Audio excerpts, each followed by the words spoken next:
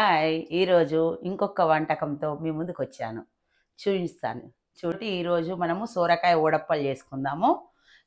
Diet control చేసే వాళ్ళకేమో పెంక మీద చూపిస్తాను. డైట్ కంట్రోల్ లేని వాళ్ళు దీనితోటి సోరకాయతోటి గోలిచిన వడప్పలు కూడా చూపిస్తాను మీకు. 2 వెరైటీస్ చూపిస్తాను. సొరకాయను ఇంకో రకంగా కూడా అంటారు. అదేదో కామెంట్ చేసి చెప్పండి.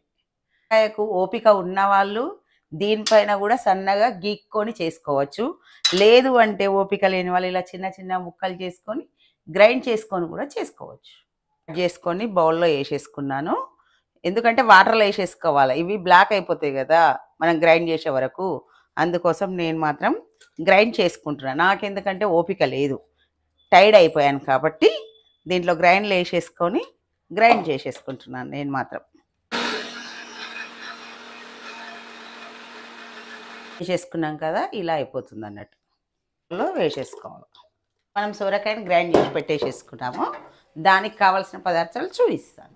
కావాల్సిన పదార్థాలు: బియ్యం పిండి, తగినంత ఉప్పు, మిరము, జీలకర్ర, అల్లం వెల్లుల్లి పేస్ట్, ఓమ, పసుపు, పెసరపప్పు, కొత్తిమీర, కరివేపాకు, నువ్వు, శనగపప్పు. పప్పు ప్లస్ పెసరపప్పు ఉంది కదా, ఈ రెండింటిని యాడ్ చేసి మనము ఇందులో వేసేసుకొని ఇట్లా నానబెట్టేసుకొని ఇట్లా ఉంచేసేసుకోవాలి. రెండింటిని వేసేసుకుందాం. కొత్తిమీర, మా వెల్లుల్లి పేస్ట్, ఉప్పు చేసుకున్నాం కదా, ఈ శనగపప్పు ప్లస్ పెసరపప్పు ఇందులో వేసేసుకుందాం. మంచిగా కలిపేసేసుకోవాలి. ఇలా వేస్తూ చపాతీ పిండిలాగా కలుపుకోవాలి. కలుపుకుంటూ దీన్ని చపాతీ పిండిలాగా మనము ముద్దలాగా చేసేసుకోవాలి. ఇది పిండి తడుపుకోవాలని చెప్పాను కదా, దాంట్లో మిశ్రమంలో మనం పెంక మీద ఉడప్పలు చేయాలంటేనేమో కొంచెం ఇట్లా మెత్తగా ఉంచుకోవాలా. డ్రై ఉడప్పలు, గోలిచిన ఉడప్పలు అయితే ఇది కాస్త గట్టిగా ఉంచుకోవాలి. ఎందుకంటే ఇది ప్రెస్ చేస్తాం కదా, అందుకోసం కాస్త గట్టిగా ఉండాలి. దీనికైతే కాస్త మెత్తగా ఉండాలి. గోలిచిన ఉడప్పలు చేసేసుకుందాము. దాన్ని చిన్న చిన్నగా ఇట్లా ఉల్లెల్లా చేసేసుకొని ఇవన్నీ చేసేసుకుందాం. ఇలాగా ఆయిల్ పేపర్ ఉంటుంది కదా, ఇలాగా కట్ చేసేసుకోవాలి. దాన్ని ఇట్లా కాస్త నూనె రాసేసుకొని దీంట్లో పెట్టి ప్రెస్ చేసేసుకోవాలి. ఇట్లా మధ్యలో హోల్ చేసుకుంటే ఏమవుతుందంటే మంచిగా గోలుతుంది అన్నట్టు. దీన్ని ఇలా తీసేసుకొని ఇట్లా కాటన్ బట్ట పైన వేసేసుకున్నాం అనుకో, తడి ఉంటే ఎండిపోతుంది, నూనె ఎక్కువ పట్టదు అన్నట్టు. గోలించేసేసుకోవాలి. మనం రెడ్డిష్ వచ్చే వరకు మంచిగా గోలించుకోవాలి. మెత్తగా తినేవాళ్ళు అనుకుంటేనేమో కాస్త ముందుగా తీయాలా. కడక్ తినే వాళ్ళైతే కొంచెం రెడ్డిష్ అయ్యే వరకు ఇట్లా గోలించుకోవాలి. ఇలా చేసేసుకోవాలి. సోరకాయ వడప్పలు ఇట్లా గోలిచ్చేసేసుకున్నాం కదా, టేస్టీగా ఒకసారి తిని టేస్ట్ చేసి చూద్దాం ఎలా ఉందో మీకు చెప్తాను. గోలిచిన వడప్పలకేమో పెరుగుతోనే యాడ్ చేసుకొని తినాలా. చాలా సూపర్గా ఉన్నాయి. మనం ఇంతకుముందు గోలిచిన వడప్పలు చేసేసుకున్నాం, కంప్లీట్ అయిపోయింది కదా. ఇప్పుడు పెంక మీద వడప్పలు చేసుకుందాము. పెంక మీద వడప్పలకు కూడా పెరుగుతో సహా తినచ్చు. దాంతోపాటు తీయగా, పుల్లగా టేస్టీగా ఉండాలి అనుకుంటే ఇంకొక చట్నీ కూడా యాడ్ చేసుకుంటే చాలా బాగుంటుంది. పెంక మీద వడప్పలకి దాన్ని చింతపండు చట్నీ అంటారు. దాన్ని ఎలా ఉంటుందో చూపిస్తాను, చూడండి. కావాల్సిన పదార్థాలు: నువ్వులు, పల్లీలు, పసుపు, ఉల్లిగడ్డలు, ధనియాలు, జీలకర్ర, చింతపండు, ఉప్పు, మిరము, బెల్లము.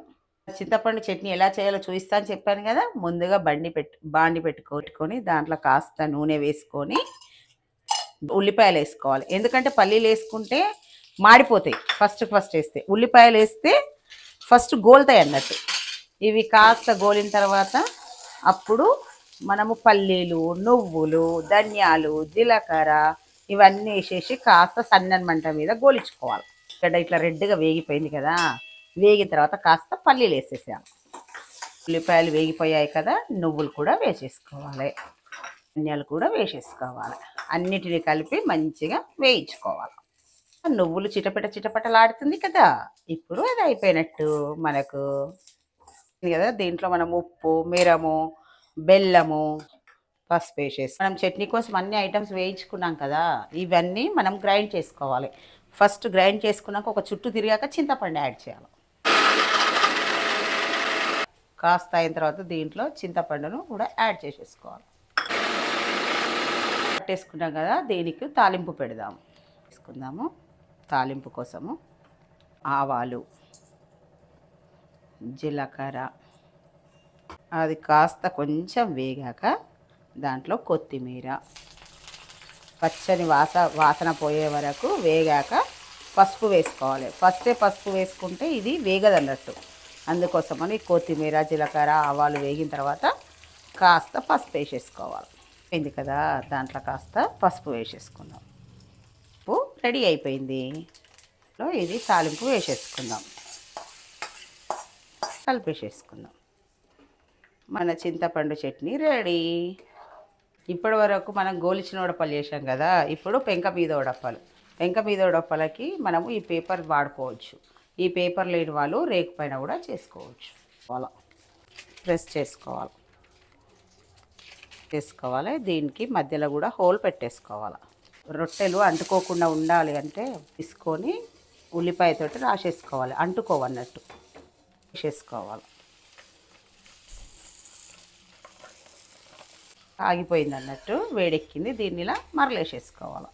దీన్ని ఇలా హోల్లో పోయాలి, మంచిగా కాలుతుంది. మొత్తము అయిపోయింది. దీన్ని ఒక ప్లేట్లో తీసేసుకోవాలి. మన పెంక మీద వడప రెడీ అయిపోయింది. చింతపండు చట్నీ కూడా రెడీ అయిపోయింది.